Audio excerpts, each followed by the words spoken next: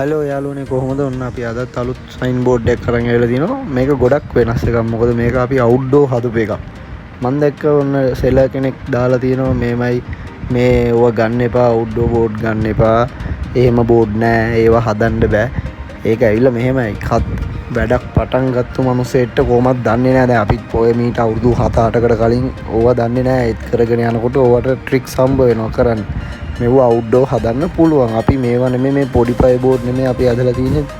අඩි 10 20 වගේ ලොකු බෝඩ් අපි අවුට්ඩෝර් කරලා තියෙනවා. ඉතින් ඒකට තමයි පළපුරුද්ද කියන එක තියෙන්න ඕනේ. එක්ස්පීරියන්ස් එක. ඔයාලා යම් කිසි දෙයක් හදනවා නම් පළපුරුදුලත් පුද්ගලයෙක්ගෙන් වැඩක් කරගන්න. එතකොට ඔයාලගේ ක්වොලිටිය ඒගොල්ලෝ තහවුරු කරනවා. මොකද ඒගොල්ලෝ බෝඩ් 1 2 හදපු කට්ටිය නෙමෙයි. ගොඩාක් බෝඩ් හදලා ඕවෙන් බැට ගාලා එක්ස්පීරියන්ස් එකක් අරගෙන ඒක මෙතනට ආපු මිනිස්සු. ඉතින් අපිත් ඒ වගේ තමයි අවුරුදු මාගේ ඒ කියන්නේ මගේ ඉතිහාසය ගැන දන්න මිනිස්සු දන්නවා කොහොමද මගේ වැඩ කියලා. මම අද ඒක ඊයේක නෙමෙයි පොඩි කාලේ අපි මේවා තමයි කරේ. ඉතින් අවුට්ඩෝර් බෝඩ් හදන්න පුළුවන් නියොන් ලයිට් වලින්.